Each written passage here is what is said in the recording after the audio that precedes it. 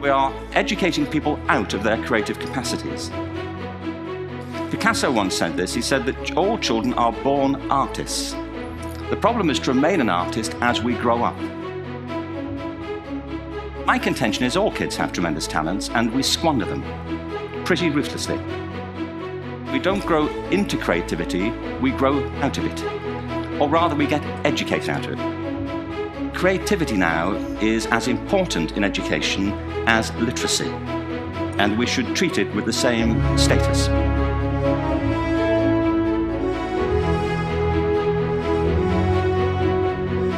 In the United States, public education is a system where education from kindergarten to high school is provided by the U.S. Department of Education. Their mission is to promote student achievement and preparation for global competitiveness by fostering educational excellence and ensuring equal access. The idea for a government-sponsored national education system was first conceived in 1840.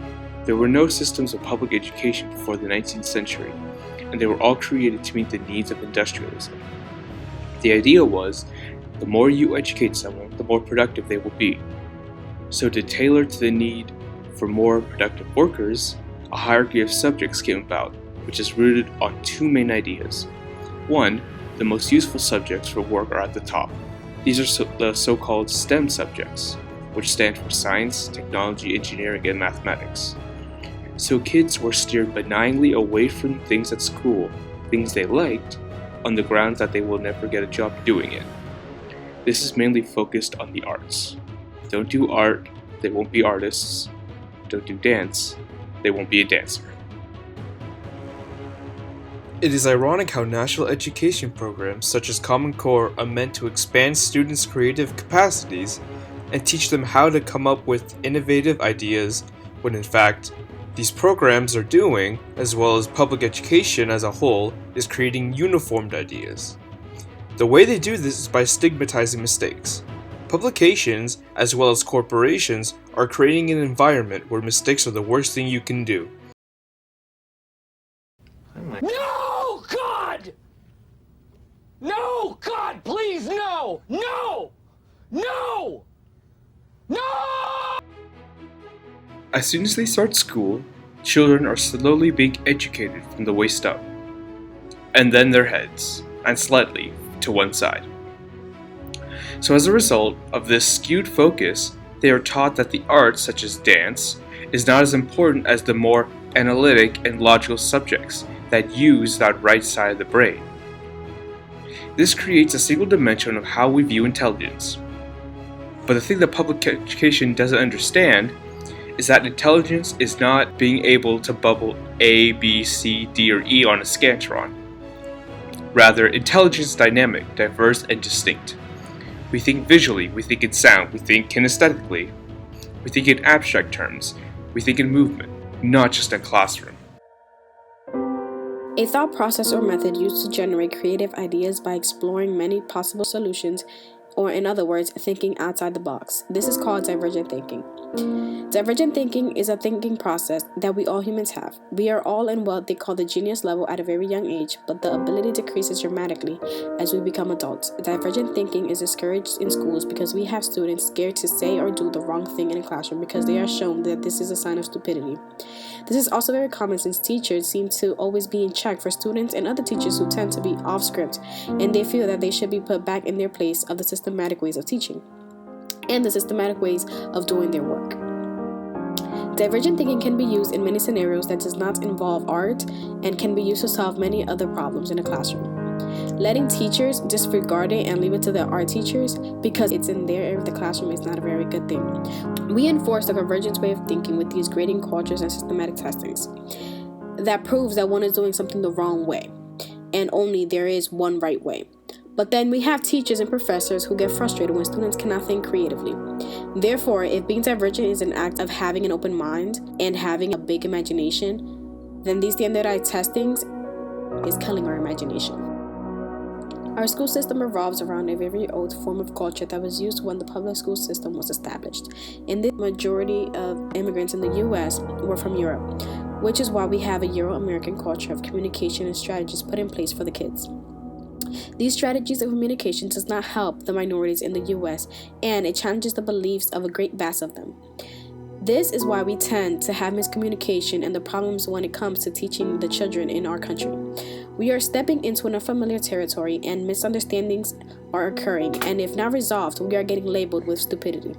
Then, one who reaches academic achievement are then being labeled as acting white. We have an educational system that judges its students' potential through its tests. This has teachers educating to the test standards, and the way that they are taught to educate is in the standard that the state deems worthy. A way that researchers are saying they are teaching and getting through to a majority of middle-class white children, and the minorities are getting left behind. These tests then are a life sentence to the minorities who were not prepared for them and are determining the way they will have to live throughout their education. Then, schools do not want to take these tests away because this is how they are getting funded federally.